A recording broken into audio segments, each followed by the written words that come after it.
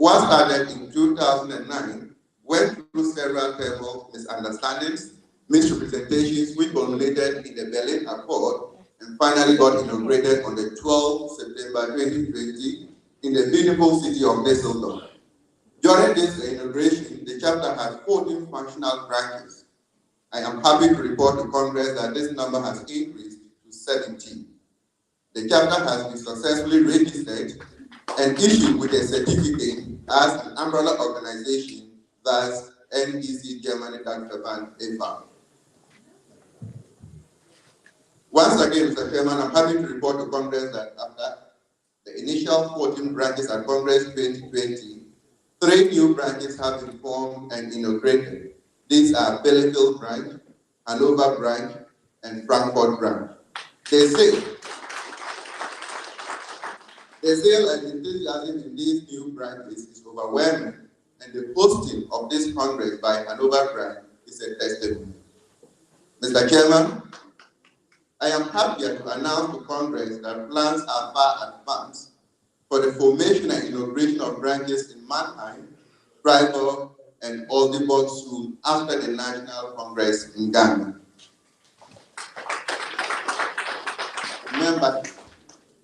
The membership strength of our chapter stands a little over 600. With the coming into force of the new guidelines, putting the minimum number for an effective branch at 20, we entreat all existing branches as a matter of urgency to work hard to bring up their membership to reflect as such. Meetings. Due to the impact of COVID-19, Mr. Chairman, all the major activities of the chapter had been by Zoom. The chapter, under the period of review, held several interactions with the branches. This was done to ensure that the chapter had a fair idea of branch activities, their problems, concerns, as well. Though the attendance was not the very best, it was worth having it. Going into the next period with the easing of COVID-19 restrictions, there will be more physical face-to-face interactions by chapter activities at the branch level. Chapter meetings will be held quarterly, and these meetings will be hosted by selected branches.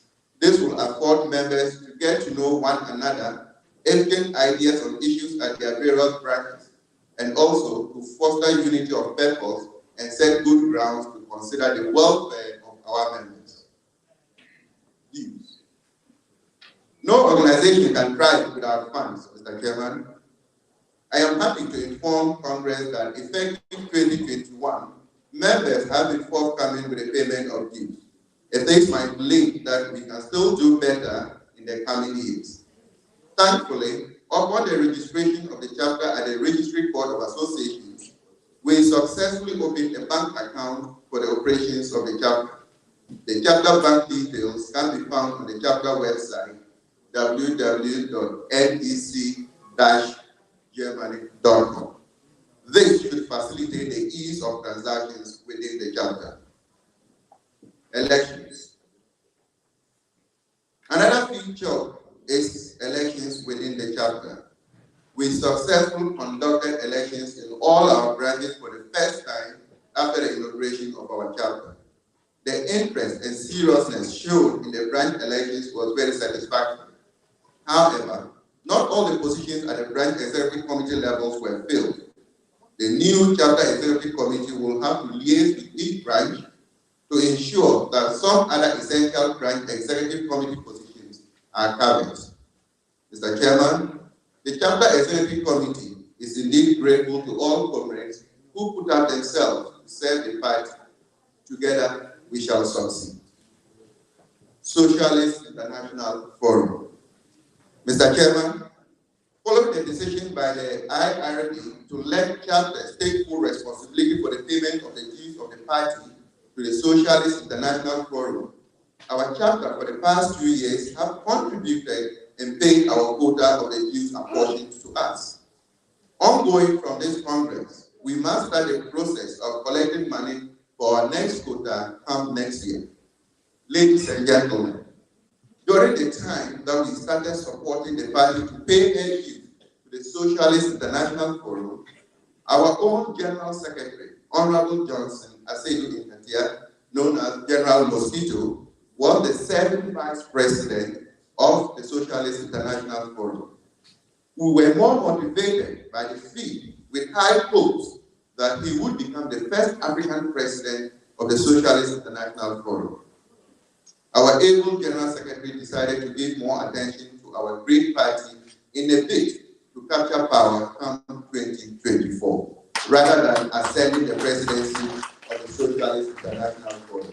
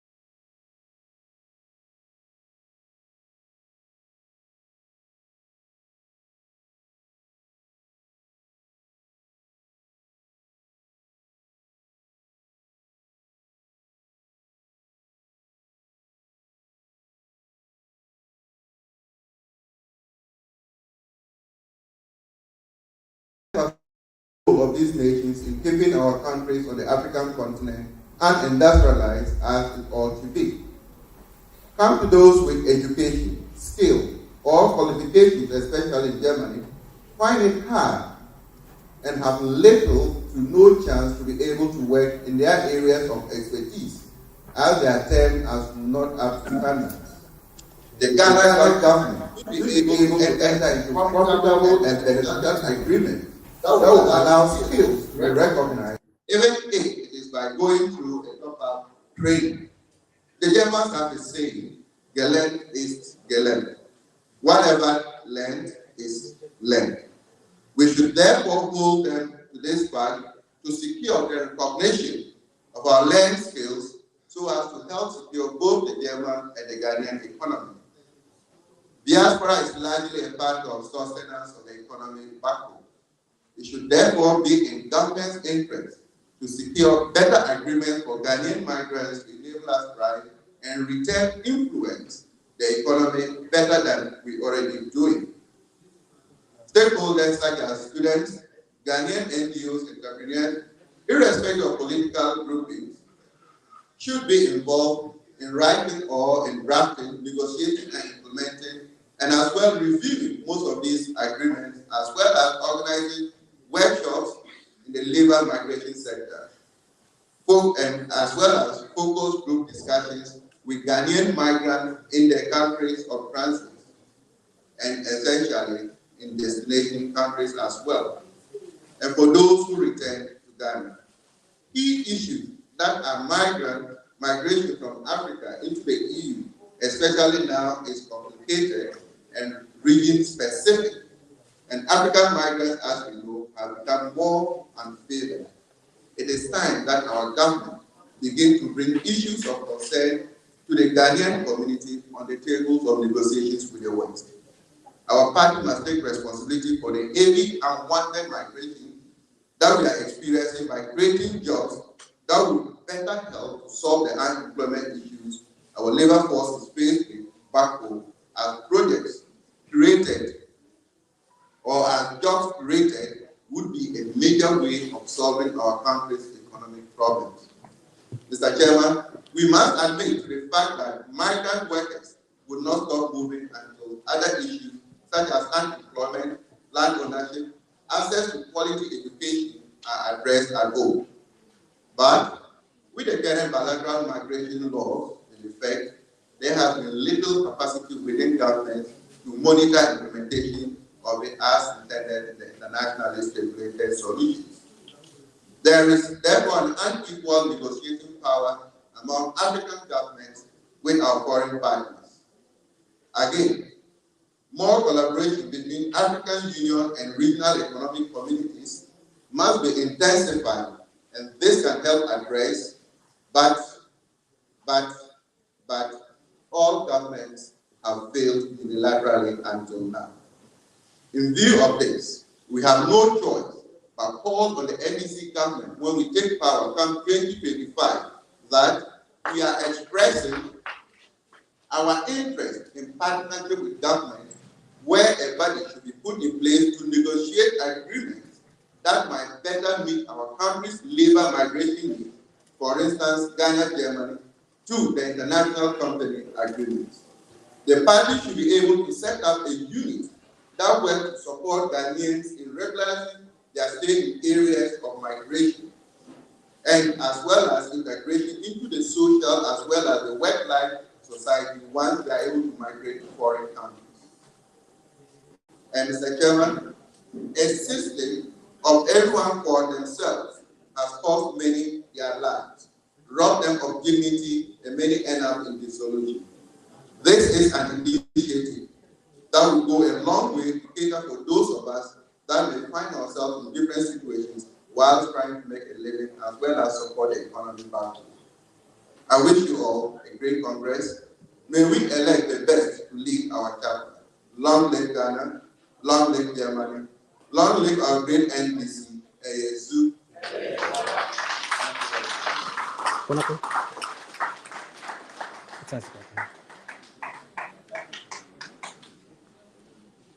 Okay, before I hand over, it is my pleasure once again to now introduce to you our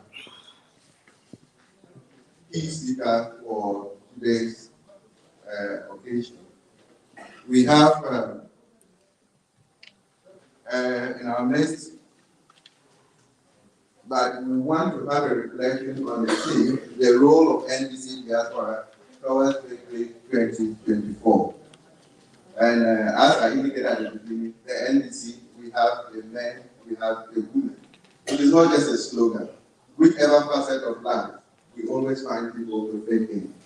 It is my pleasure, ladies and gentlemen, to introduce our guest speaker, who is a clinical psychologist, who has been a die-hard member of the NDC, who has worked tirelessly and to ensure that right after this Congress, we have a branch in Mannheim fully established.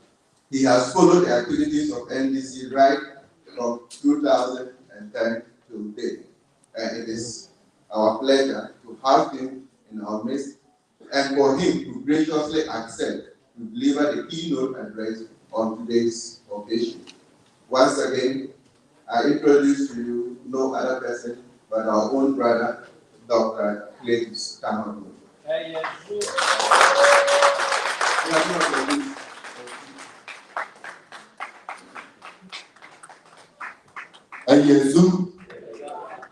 Thank you, Mr. Secretary. I think from his report, we can all testify that they have done a great job. So we should give them a hand of applause for the wonderful job they've done. We are aware that we have 14, but now we have 17. So that means to us, so we give them the green light for them to continue. Thank you very much, General Secretary. I want to inform the House that we are now on live, Facebook Live, on our main platform. So we share it among our friends to Ghana, wherever, so that they will be watching us live, the program as it continues. Thank you. Our main platform, don't you have it? Please, not this time.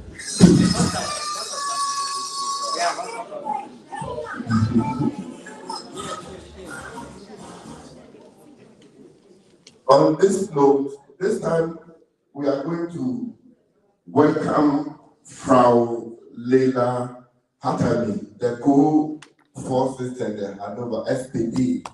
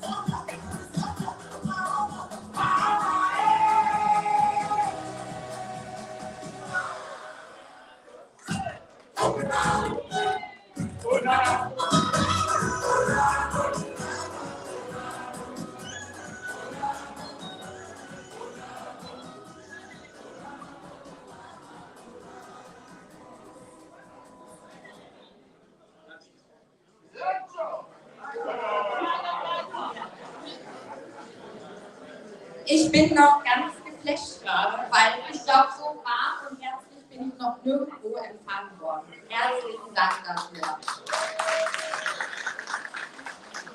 Und eins steht fest, ich werde das mitnehmen. Da können wir uns wirklich eine Scheibe von abschneiden, denn unsere Parteitage sind wesentlich ruhiger. Da wird leider nicht getanzt und auch nicht gesungen. Aber ich finde, das sollten wir auf jeden Fall übernehmen. Weil das ist also, ich glaube, dann würden wir tatsächlich auch noch ein paar mehr Mitglieder hier in Deutschland gewinnen können für unsere Partei. Vielen Dank erstmal für diesen tollen Empfang.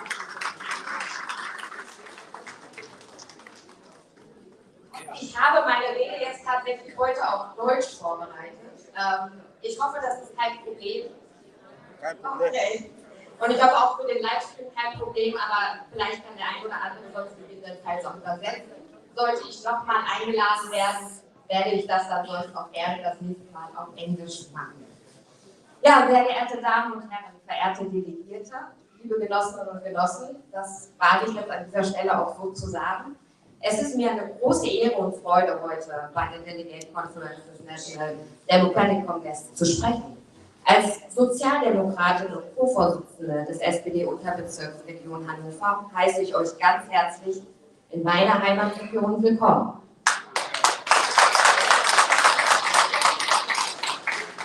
Dass eine sozialdemokratische Schwesterpartei bei uns in Norddeutschland so eine wichtige Tagung abhält, das ist nicht alltäglich und auch für mich hier tatsächlich eine ganz neue Erfahrung, aber auch eine großartige Erfahrung.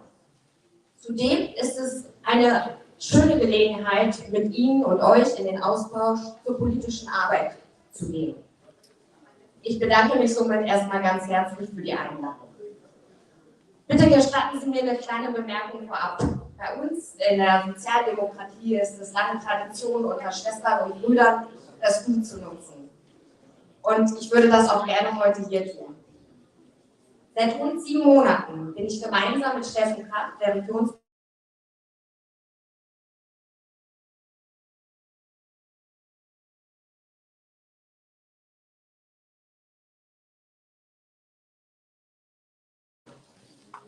Hinter uns liegen gerade ganz aufregende, anstrengende Wochen. Wir haben nämlich hier vor knapp 2 Monaten die Landtagswahl gehabt, die niedersächsische.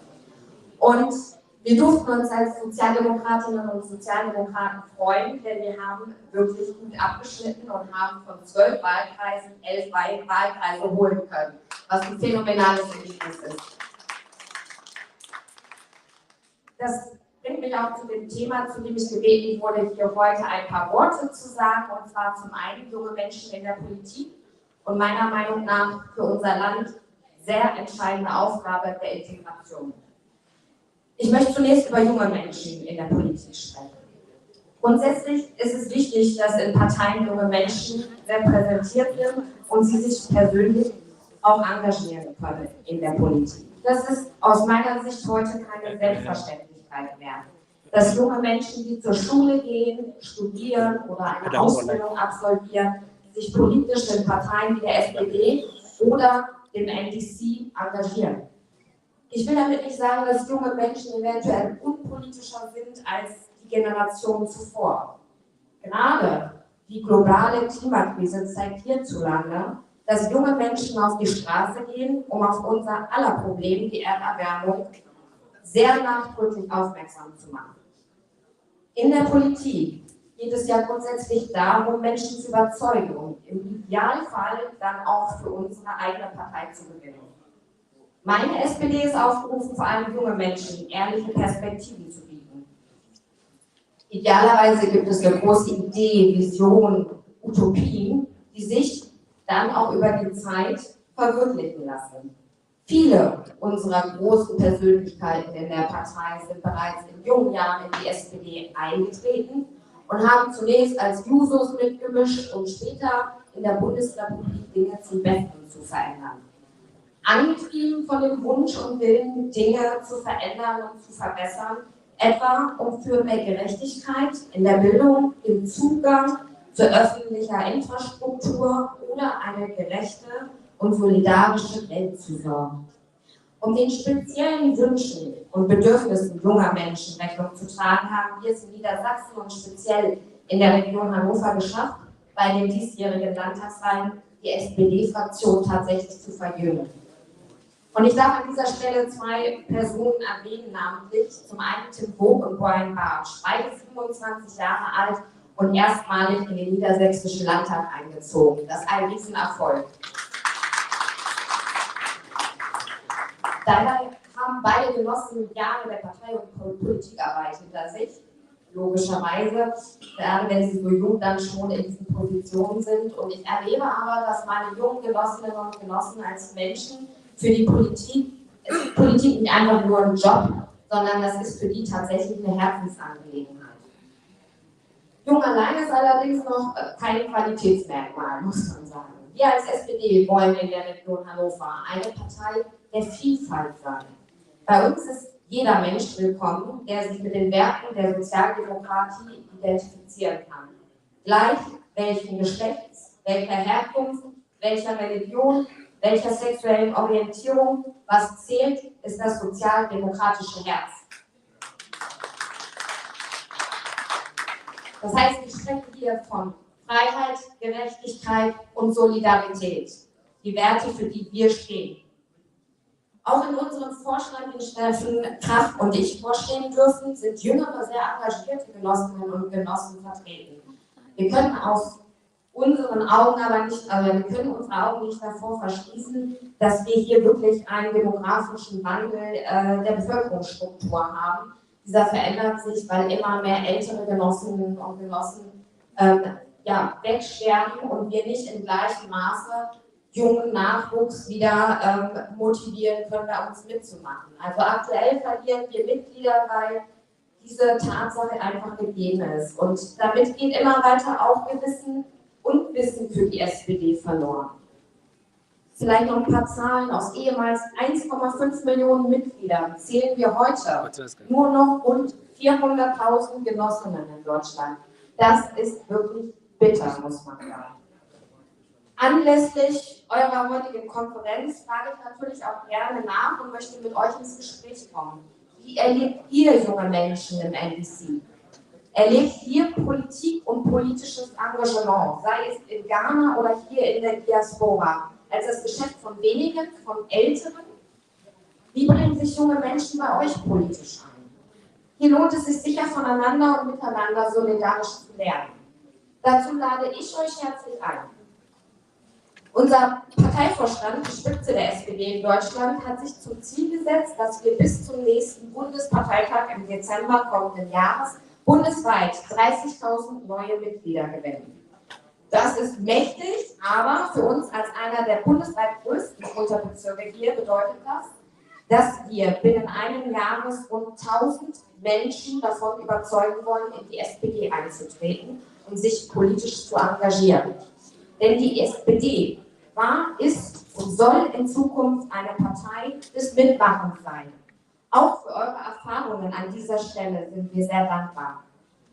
Neue Mitglieder zu gewinnen ist eine herausfordernde, aber zugleich spannende Aufgabe, der sich unser rund 8.000 starke und mit Mitglieder Unterbezirk befindliche Partei hier sich auf die Fahnen geschrieben hat, das jetzt hier auch wirklich umzusetzen. Wir haben dieses Jahr schon ganz gute Zahlen erreicht, auch im Bundesschnitt, aber das muss sich natürlich nächstes Jahr noch enorm steigern, um dieses Ziel zu erreichen. Dazu brauchen wir junge, ebenso wie ältere Genossinnen und Genossen, die bereit sind, sich zu engagieren. Und an dieser Stelle möchte ich euch meinen tiefen Respekt ausdrücken. Ihr seid nicht nur in einer Partei eingetreten, ihr setzt euch nicht nur für eure Mitmenschen ein, ihr unterstützt, begleitet und lebt eine sozialdemokratische Werte über 7000 Kilometer von Ghana entfernt als die Sapora-Organisation. Vielen Dank dafür. Das spricht für eine große Überzeugung, die ihr habt, und für gelebte Werte und ein enormes Engagement. Als ein weiteres Thema haben wir uns als SPD die Integration auf die Fahnen geschrieben. Sie ist Schlüssel für eine erfolgreiche Zukunft miteinander. Wie man an meinem Namen unschwer merken kann, ist meine Familie nicht aus diesem Land ursprünglich. Mein Vater stammt aus dem Iran. Ich gehöre damit zu einem Viertel der Bevölkerung in der Bundesrepublik Deutschland an, deren Vorfahren in den vergangenen Jahrzehnten zugewandert ist. Um es deutlich zu sagen, wir reden hier über rund 22,3 Millionen Menschen, die aktuell in der Bundesrepublik leben. Sie alle haben eine Einwanderungsgeschichte. Daneben leben fast 12.000 Millionen Menschen ausländischer Herkunft aktuell in Deutschland. Sie alle bereichern durch ihre Geschichten, durch ihre Erfahrungen und ihre Perspektiven. Ich bin als Sozialdemokratin zutiefst überzeugt, dass eine Willkommenskultur für unser Land mit seiner alternden Bevölkerung und enorm wirtschaftliche Chancen dadurch und ein riesiger Gewinn für unsere Gesellschaft sein wird. Und ja, hier lernen wir auch weiter dazu. Nicht umsonst reformiert, gerade gestern werden es viele mitbekommen haben, die Bundesregierung unter Kanzler Olaf Scholz derzeit das Zuwanderungsrecht. Das ist wichtig und das ist auch richtig so.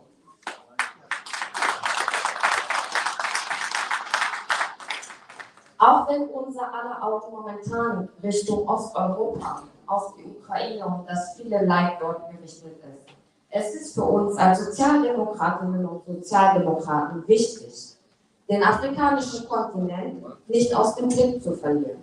Deswegen freut es mich außerordentlich, heute zu euch sprechen zu dürfen. Ghana und Deutschland trennen nur wenige Flugstunden. Ihr als sozialdemokratische Partei steht für die gleichen Werte, für die auch wir in unserer politischen Arbeit streiten. Gemeinsam unsere Welt ein bisschen besser machen, friedlicher und lebenswerter. Das ist mein persönlicher Wunsch, mit dem ich meine Rede hier beschließen möchte. Eurer Delegates Conference wünsche ich einen erfolgreichen Verlauf. Für eure politische Arbeit wünsche ich euch nur das Beste. Vielen Dank für eure Aufmerksamkeit.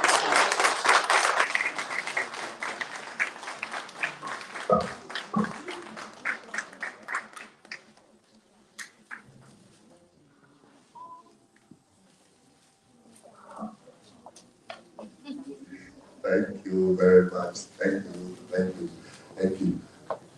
Before we continue, an able, honorable, the Vice Chairman wanted to give us a brief summary as to what she said. Just 2 minutes, so that those of us who does not understand Dutch will hear it. Thank you. Thank you very much, my fellow colleagues. I want to take 2 minutes to summarize everything. They are saying in English, somewhere how she also people can follow. Frau Laila is the co-chairman with the SPD in Hannover here, and he's happy to be here this morning. The Mamela and Casas is here. SPD now more Hannover. I open him for only the Mama again. Now, Oba, he welcomed all the participants here. I say, we're coming in here, I say, in the first publish here. Now, our grant special from SPP, I want to know headquarters for all of us here. One day, the only unity, the Kamu Oha, Korea Oha, the end of Hajaya, the other to my CA. The share said, there is a bonus you in nothing, then Tigra. Now, SPP for us, they are ready to work hand in hand with us. Nti yɛmma yɛn nsɛm sɛdeɛ ɛbɛyɛ a ɔba a ɔbɛtumi ama yɛn so. Ɔse they are ready to help support the skilled workers training camps in Germany. Those who are not persons and they are ready. We have to program ourselves and pull everything to them, and they will tell us what to do, and then we work together for the betterment of all of us.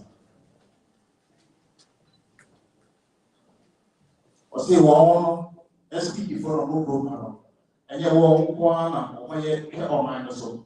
One other parties in the minus so. But one way about one more back when you the one way help them a lot that they can move forward. Until businesses have been so a bit at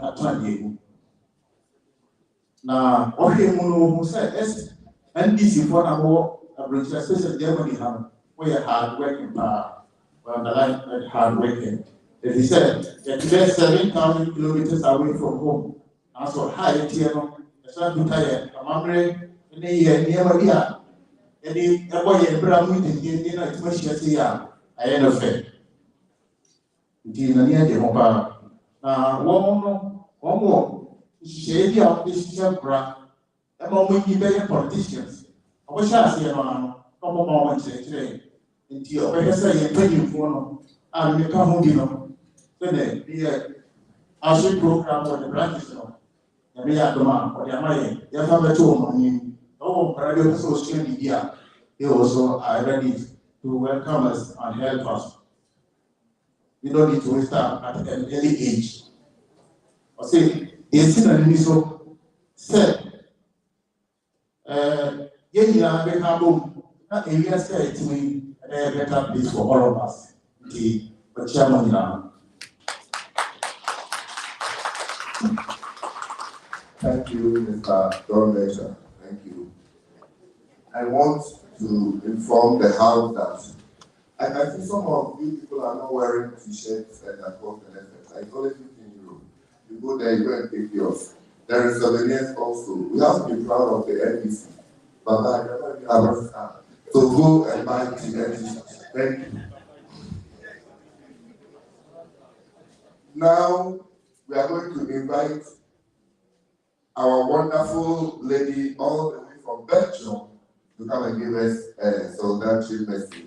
They are the person of Senna Rose all the way from Belgium. Give them a hand of applause. A hand of applause. Give them.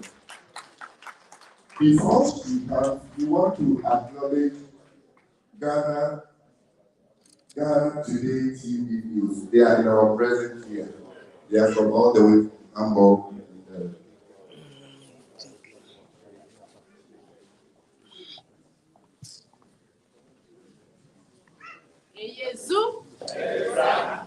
Yeah, and please, we are having a special program, and we are pleading with people because the cameramen are here. So the moment you cross, it just dropped the program. Please, I'm begging you people to take a look on that.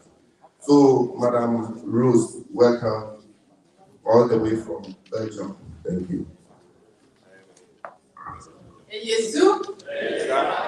The room is very down. One more time. Arose, arose, arose. Be quiet, don't be silly.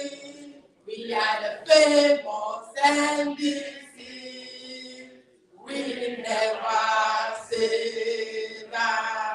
Can you go again? Arose, arose. Be quiet and don't be silly. We are the famous NBC. We never say that. Thank you.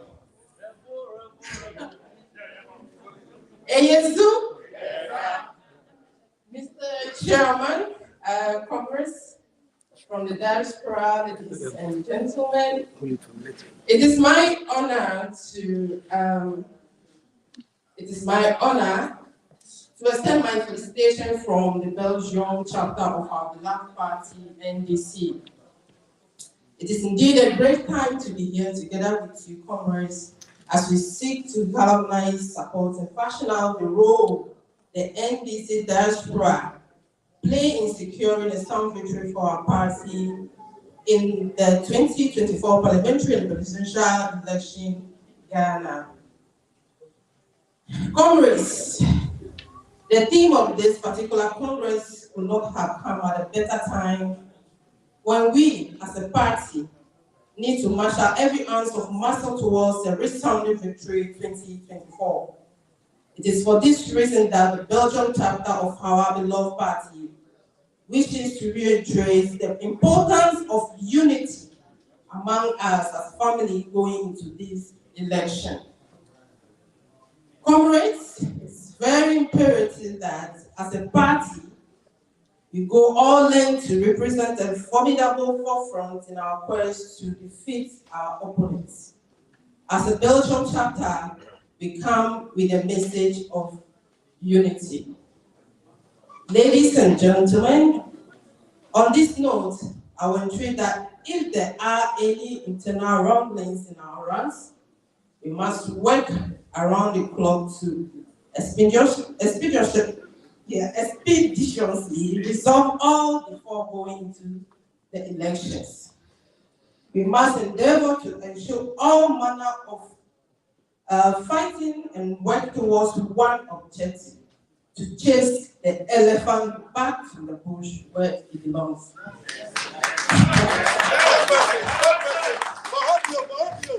We would equally wish to say that the Belgian chapter of our great party is always there to play a pivotal role in whatever capacity, big or small, to ensure that we secure a victory for our party come 2024.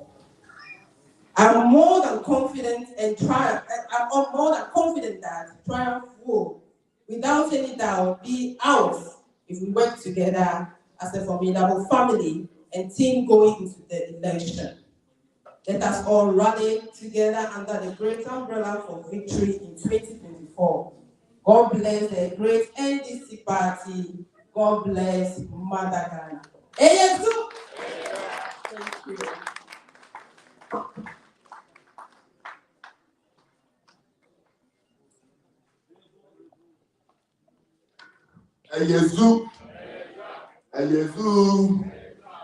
Please, we can see a lot of movements in the hall. Please, we try to at least we compose ourselves a bit so that the whole place will be very nice and distant. We have to use this opportunity to acknowledge the hamburgers. They came late, but we have to acknowledge them. Give them a hand of applause. At the same time, to these things that we are looking at, the Congress as is so beautiful and wonderful. If you are here and you want to support the Congress, we have our financial secretary in the person of Comrade Akpa. Where is he? Anybody who wants to have a special donation, you go to him, he will write you.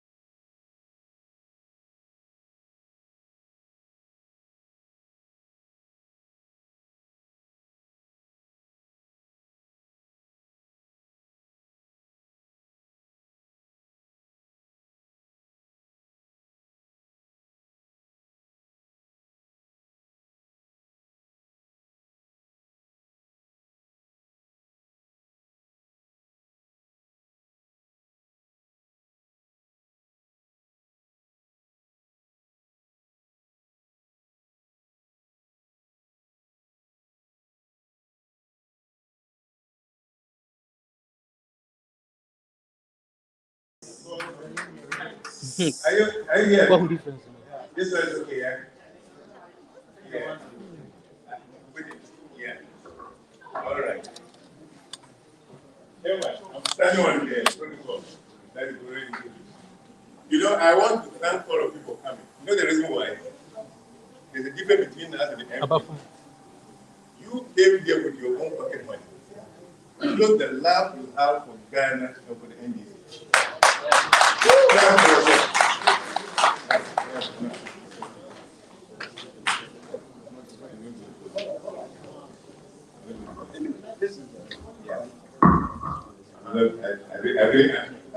I didn't want to hold it in mind because I don't understand behind the mic like that. I didn't want to hold the mic. Because I'm an active person, you know. So, you know, the MPP in their Congress recently backed their people, the Congress, with your stolen money. Anyway, I think no, it's okay, it's okay. They backed their people to the Congress with our stolen money. And I'm telling you, if I tell you the number of laundering that these NPP people are doing, pushing money into this country in order to launder and support the activities here. You came here with your own money. It's a love that you've shown for this party. Thank you so much. Love for that. The topic we have today is the role of the diaspora towards the victory of 2024. And I want you to listen to me very carefully. I wish all those people who are standing outside can come inside. Because our victory in 2024 depends on certain factors.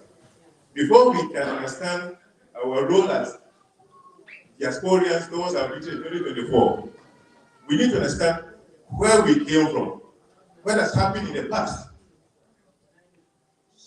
In 2016, the NDC lost heavily.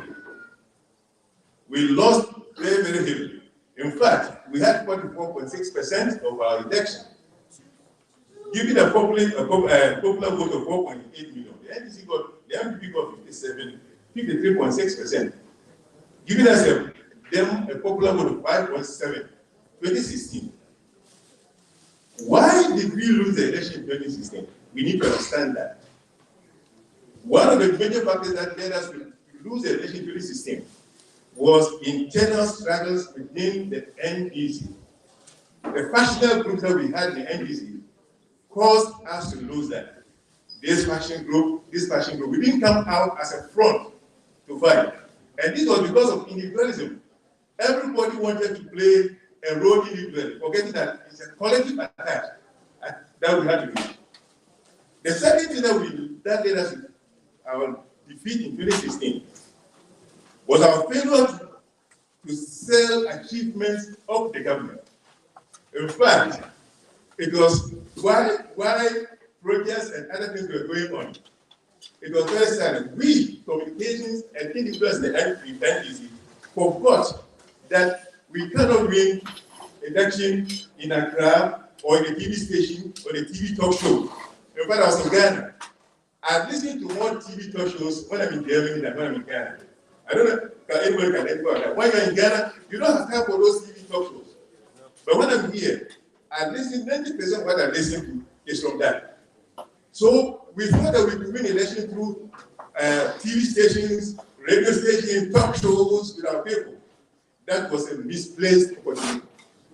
In fact, in 20, when Atamir was the president, when he was campaigning in those years when he was, Atamir was the only president in Ghana in NDC who did a door-to-door visitation.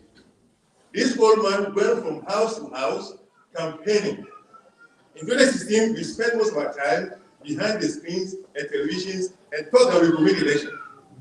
We could not win the election, so we forgot to say that. And I was wondering, those years we were opening green books in TV stations, announced green books, what was the green book? We failed. Thirdly, in 2016, we failed to counter any form of attack on the flag bearer. That was, at some point, I believed it myself. And I'm going to set some examples that happened. In 2016, they were talking of JDM having buildings in Dubai. And we as NDC communicators, NDC members absorb that.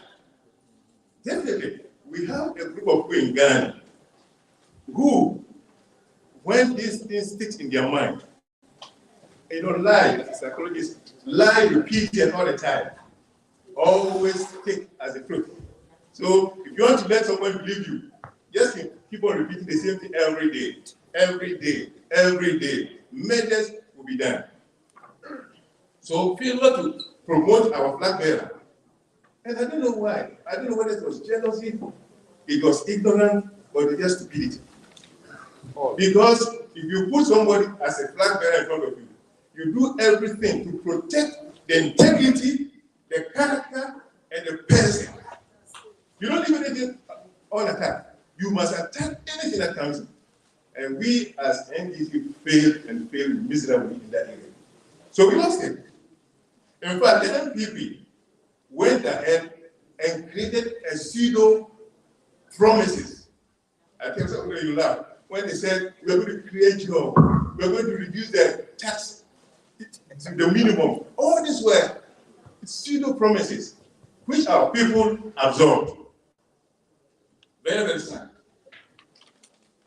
Second point, they promised to restore the NPP.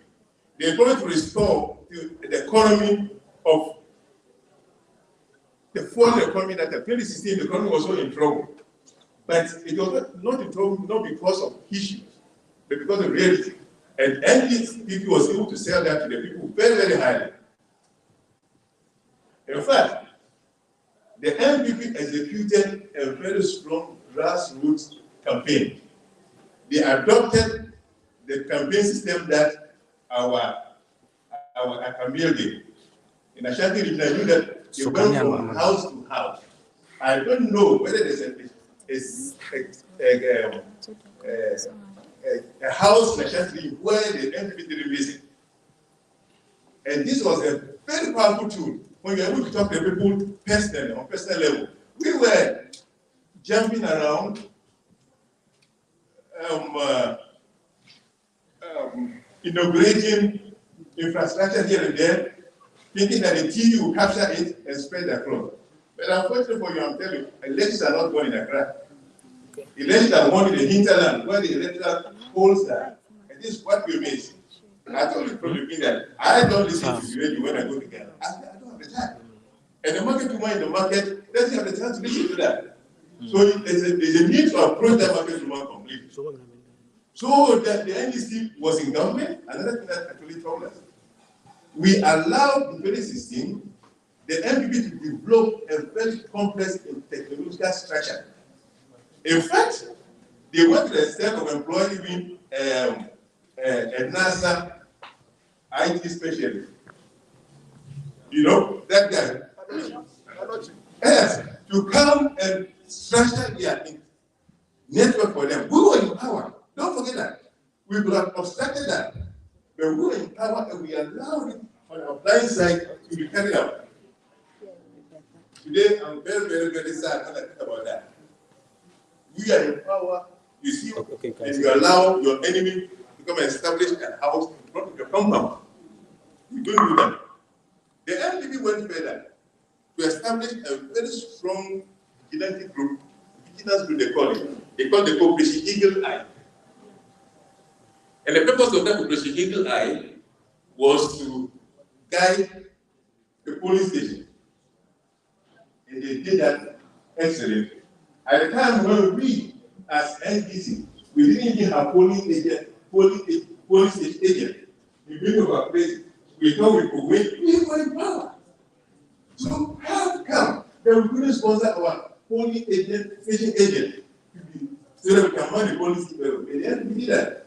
And they did that through special contribution. You know, they came with a theory, people games. I remember where one of their went and there was the calabash ruby around collecting money that they in the church house. And so they were very successful with that. And we, at our blind side, in government, we also, we describe the real economic situation in the country at that time. I tell you, people were hungry. We were building hospitals. All right. People were hungry. We were building schools. All right. People were hungry. We were building roads. All right. And the MPP capitalized on that. And then we had stabilized.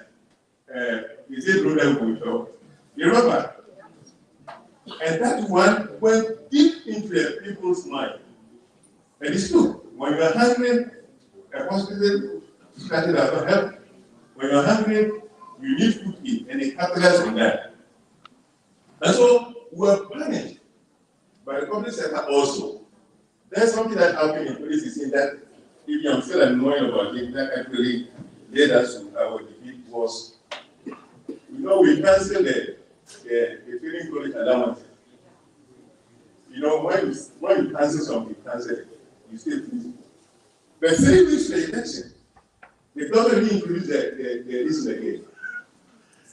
3 weeks election, the allowances were reintroduced. What do you think people think? What do people think? Exactly. They will say that, they are ready, okay, they want to buy us now. And the MPP capitalized on that. The MPP capitalized on that. That's why you saw people throwing stones and all that at ministers when they went to deliver. Because nobody can fool by that, As a psychologist, you cannot do that. We study that, and we know that you can't use that tactics to win anything. If the allowances had been cancelled altogether, our vote would be better. Because our credibility will have been established.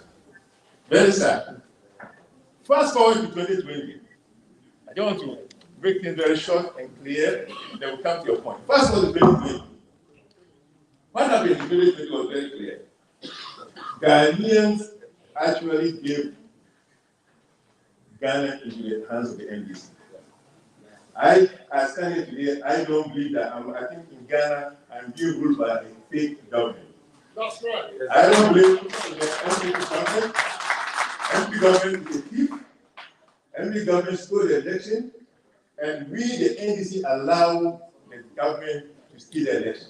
And I'll tell you the reason why. The NDC in 2020, according to the records that we have, increased its percentage vote to 47.2. That's what the record. But actually, I don't believe in that. That's what the NDC record. And so we had a very huge money. We added 2 billion to our votes. How did we lose the election in 2020? My research, I work with the US Army, and I have a lot of information, but which you don't know. Research has shown that, this is to this very careful. Research has shown that we, the NDC, let the 2020 election slip out of our hands because our polling stations were manned by illiterates. Yes. I am telling you frankly, I don't support this side of it. I'm very different. When you put illiterates at your polling station, as polling station agent, you are bound to lose. If somebody cannot put 200 plus 200 together, to give 400, or 270 plus 100 give you 370, you are bound to lose. You put somebody who cannot even identify areas where he's supposed to sign, you are bound to lose. And that is the only thing. That's the only thing that led to our losing the election. Our, police stations are not one at regional at all. Every police station is one at the police station. And the police station where the election took place, we must win from that place. Knowing very well that if we go to court on constitutional basis, we will lose. Because our people are packed with corrupt judges, thieves, people who steal from the government and supported by the government. I'm saying without fear or favor. And you expect to win because of constitutional basis? This is a government who's trampling on the constitution itself.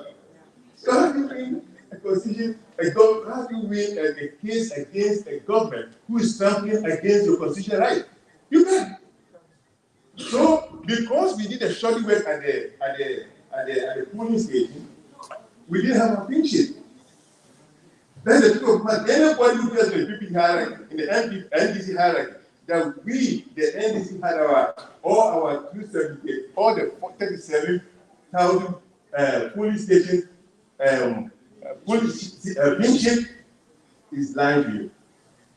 We did not have it because we do not have a police station. In fact, it's a police station that I sponsor very well in the Ashanti. And to be frank, a night before the election, they didn't have a polling agent. I mean, what is that? NDC. No. So this is what led so we had a bad ballot boxing system. We had no account. So our Deloitte decided, going to court the polling situations will cause us to lose the kids because we don't have them. So let's take a constitutional approach by saying that, the Electoral Commission counted the polls 3 times, and so there's a constitutional is supposed to count the 1. No, you don't know what that. Somebody will go and take a black book, a black dictionary, from someone to interpret or Ghanaian law for you. It's like, trying to define something from the conclusion. You set the result, and you find the result to support the conclusion. And that's exactly what they did. Now, coming to diaspora. You've seen the background that I'm giving you. What I think led to our loss in 2016 and why we lost the election was taken from us in 2020. I'm coming to the diaspora. If anybody or any one of us, listen very carefully, if anybody thinks that election 2024 will be a done deal for the NDC, you are living in a fool's paradise. If you think that you are going to win election because of the economic situation that we have in Ghana now, you are lying. That's true. Because we know what is happening in MPP. If you deal with a stupid party, we will not have moles. We know that MPP have moles among us. The same thing goes have moles in their party. So there are some of us who have criticized the party members, children. We know that. And we are saying that, and we hear everything. If you think that you're going to win the election because Ghana are getting over the shouting. As I speak to you now, especially in Ashanti region, the MPP has mobilized people going from house to house, trying to indoctrinate their people, trying to put the cause of Ghanaians' war, economic war, on profit and Russia-Ukraine war. And it goes like this. I know a friend of mine doing it. It goes like this. You go to the house, you know that I beat you up. We are all suffering. Mommy, mother, you know that the whole world is suffering. And these Ukrainian people and these the COVID people. Why that's why we are also suffering? When they continue that, they are saying that. And when they continue that for a year, it will be very difficult to convince anybody in the Ashanti region that the economic woes that you are having in Ghana is due to mismanagement. They are shifting the paradigm. They are shifting it from mismanagement to 2 factors. Well factors, external factors, exogenic factors. And this is what will cause us bitterly if we don't recount against that. And I will show you what we can do in order to counteract that now. That said, I'll finish very soon, but I'm going to give you the point very soon. That said, for us to help as diaspora, we need to do certain things. 1, I will be appealing to all those people who are looking to be elected as leaders of our group now. To 1, unite us for purpose. We need a big unity among ourselves and diaspora. I'm calling the leadership when you're elected to stretch your hands to all those members of the NDC who are not here today for one or another reason. Internal conflict is going on. I'm calling upon you as leaders to take the first step, to smoke the peace pipe, to put your arrogance and pride aside, and go to these people personally, call them personally, and talk to them. And say, come. We are better with this suspension methods, in politics, numbers count. Thank you. Without numbers, you are done. NPP is very intelligent. NPP is very internal matters and go and attack us. You will never get an NPP speaking against. You saw what happened in Parliament recently. When this MPs came out, now they flip to line again because the NDC came in. So, I'm calling on you, leadership will be elected, to put your pride aside again, to put your arrogance aside again, to humble yourself again, and then spread your hand to these people. Secondly, I'm inviting all of you in the diaspora to get your Ghana card. No matter what, find every means to get your Ghana card. Look, I got mine, and I want to say, here mine. I went to Ghana, I told them, look, I know that this is going to be used as a tool for voting. We are going to use it. And if you don't have your Ghana card, get it immediately. Get it immediately. I went to the NIA and I told them, look, I need my Ghana card. They said, why do you say I'm a Ghanaian? I need my Ghana card now. So I was standing on their neck till they get my Ghana card and I registered. They said, oh, you can't come along. I said, oh yeah, I'm going to do my nephew. I do my test card, I'm a Ghanaian. You know, so they came and testified. So get your Ghana card. If you have a child who's 17 years, 16 years, let them get their Ghana card as well, immediately. The fourth point, I want to write.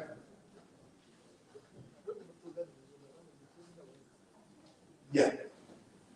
You talk about Ghana, you know, but I was trying to relate when I come to that. Secondly, we are going to adopt polling stations at diaspora. We need to adopt polling stations in Ghana, and our emphasis is on the Ashanti region. You know, the reason why the Ashanti region is so particular to me is that the Ashanti region is the place where most of ballots of take place. Ashanti region has 47 constituencies, and there are about 5,198 polling stations.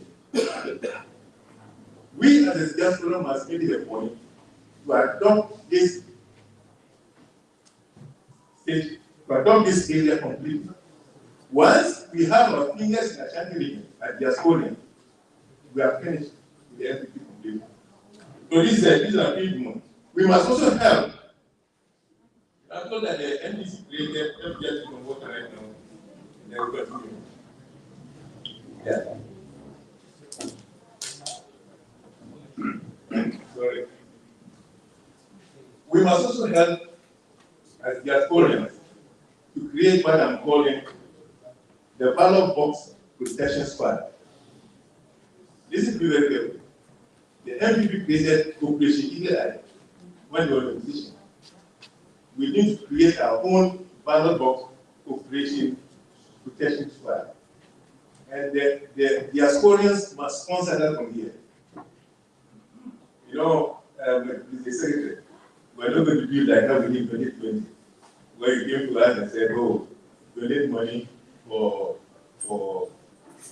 ballot in Ghana. I'm not going to do that again. All the money that we give out must see the rest. Must towards a particular project. I want to see the result of that particular project.